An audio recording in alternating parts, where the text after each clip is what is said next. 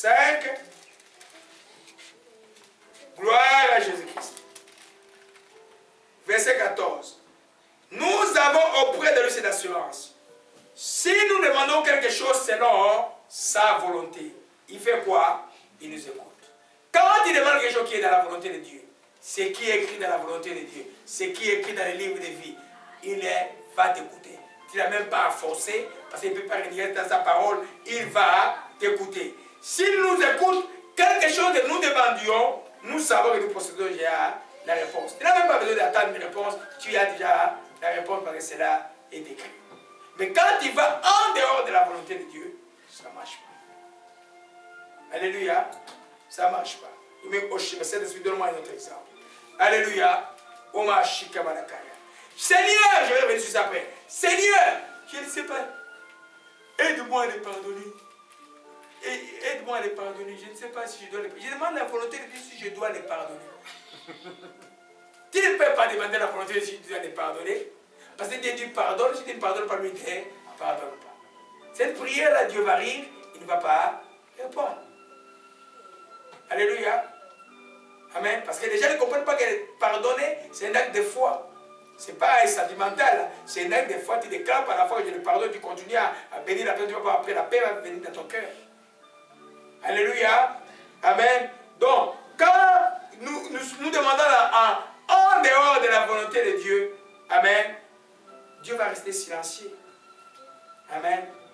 Hein? Dans les pays où la corruption, tu es dans un bureau et tu souffres et puis, bon, Dieu va quand même comprendre. Seigneur, pardon, tu vois, les enfants n'ont pas mangé depuis hier, mais ce monsieur-là nous a laissé 30 $ ici de corruption. Moi, je vais, pardon, bénir cet argent. Ou tu prends cet argent, tu vas le donner à l'église pour que le pasteur bénisse. Ça ne sera pas béni. Les biens mal acquis, les biens volés, même si tu les amènes à l'église, ça ne sera pas béni. Ta prière ne sera pas écoutée, Dieu sera silencieux. Amen. Parce qu'il y a la fille, beaucoup de raisons pour dire qu'elle va acheter Dieu. Donc ils ont pillé l'argent et puis maintenant ils vont donner à une église beaucoup d'argent. Non, Dieu ne va pas t'écouter. C'est l'argent, parce que l'argent volé doit être retourné. Si tu as déjà mangé cela, tu dois demander pardon, tu fais une amende honorable. Sinon, il y a des problèmes. Alléluia. Gloire à Jésus-Christ. Amen. La septième chose que nous voyons, quand Dieu est silencieux, alléluia. Amen. Je prendrai le huitième et je mets le septième. Dieu sera silencieux à une prière tendancieuse, une prière qui lui t'a des pièges. Amen. Il y a des prières qui veulent faire comme vous tant de Dieu. Tu connais la volonté de mettre fort dans une direction qui n'est pas Dieu. Croyant que Dieu va être dirigé vers toi, tu vas. Ça ne marche pas. Dieu, lui, c'est toi qui dois aller comme vers sa direction. Alléluia. Je vais entrer dans cette question. Alléluia. Amen. Amen. Gloire à Jésus-Christ. Prenons Jean 8. Pas 1 Jean, mais Jean 8. Gloire à Jésus-Christ. Amen. Ça, c'est important. Quand tu viens parler à Dieu des choses, je m'excuse, il était un peu stupide, là, il ne te répond pas. Alléluia. Quand tu connais la volonté de Dieu et puis tu veux les forcer dans une direction qui n'est pas la sienne, ou tu viens pour les piéger, tu ne peux pas piéger Dieu. Hein? Tu ne peux pas piéger Dieu. J'ai beaucoup d'exemples, vous allez voir quand je vais donner des exemples, ça va être clair. Amen. Jean 8, c'est le texte qui m'a trouvé, que je peux exploiter pour cela. Jean 8, verset 11, vous connaissez l'histoire de la femme adultère. Alléluia. Amen. Et puis je lis à partir du verset 3, alors les scribes et les pharisiens amenaient une femme surprise à l'adultère, les plaçant au milieu du peuple. Ils dirent à Jésus, mais cette femme a été surprise en flagrant délit d'adultère. Moïse dans la loi nous a ordonné de lapider telle femme. Toi donc, qu'est-ce que tu dis? Ok? Il dit cela pour l'approuver afin de l'accuser. Amen. Mais Jésus s'étant baissé, écrivait avec le doigt sur la terre. Est-ce qu'il avait répondu? Non. Il écrivait. Mais il continuait à l'interroger. Il s'est levé, il a dit, que celui qui est sans péché jette la première pierre contre elle. Étant blessé de nouveau, il commençait à écrire. Ils sont venus comme pour les piéger, une question tendancieuse. Mais Dieu n'a pas répondu. Quand ils ont insisté, il leur a répondu pour une question seulement, que celui qui a des péchés. Est-ce que quand il s'est levé, tout le monde avait fait quoi? Il avait fui. Comment nous exploitons ça pour des cas d'espèce? Ça veut dire simplement que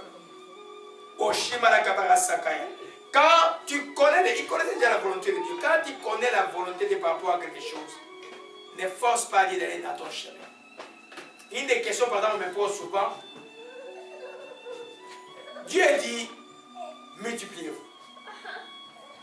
Tu es chrétien, tu viens de te marier, tu n'as que 2 enfants. Et puis tu m'appelles et tu me dis, ah, et je vais faire la contraception. Quel type de contraception? Je vais prier pour que Dieu me montre les types de contraception que je vais faire. Il n'y aura pas de réponse. Jérémie a dit, il n'y aura pas de réponse. Alléluia. Amen. Parce que tu connais bien la volonté de Dieu de se multiplier. Mais toi, tu as peur à toi, tes agendas à toi, faut que tu veux. Maintenant, tu sais aussi, tu vas aller voir les médecins. Tu veux dire, je vais connaître que Dieu me réponde quel type de contraception. Mais Dieu n'a rien à faire avec la contraception. Alléluia.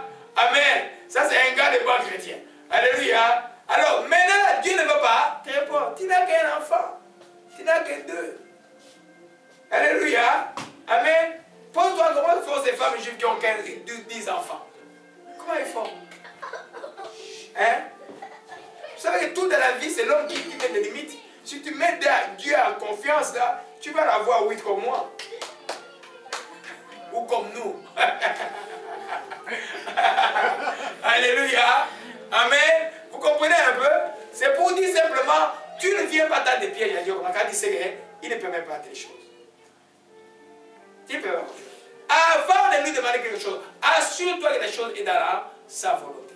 Alléluia. Un autre exemple pour les réponses tendancieuses. Amen. Amen. J'en ai déjà parlé tout à l'heure là. Je dois demander à Dieu si je dois pardonner telle personne. Pour rien, mais il y a plein de gens qui font ça. Les pardons là, tu n'as pas demandé. Dieu sait que si toi tu ne pardonnes pas, Dieu ne va pas te pardonner. Quel que soit le mal qu'on t'a fait, même si on a éliminé toute ta famille, tu dois pouvoir pardonner. Et quand tu pardonnes dans ces cas d'espèce, Dieu va te dire quelque chose de grand parce que tu connais c'est quoi la souffrance, c'est quoi pardonner quand on a perdu les siens. Et tu vas être là comme quelqu'un qui va aider beaucoup de gens qui ont le problème de manque de pardon, justifié humainement.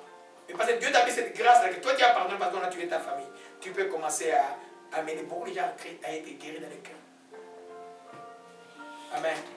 Beaucoup de choses qui vivent à l'est du Congo aujourd'hui, c'est le manque de pardon.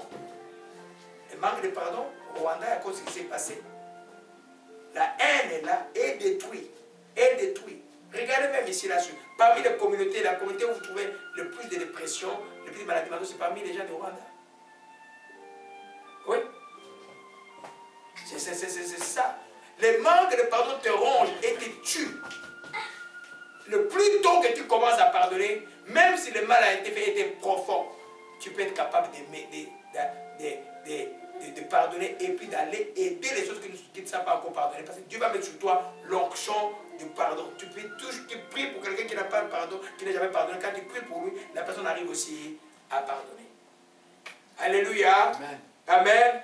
Amen. Donc, ne venez pas, quand il y a des questions tendancieuses, attendre à Dieu, des questions tendancieuses, Dieu ne va pas répondre, il va rester silencieux.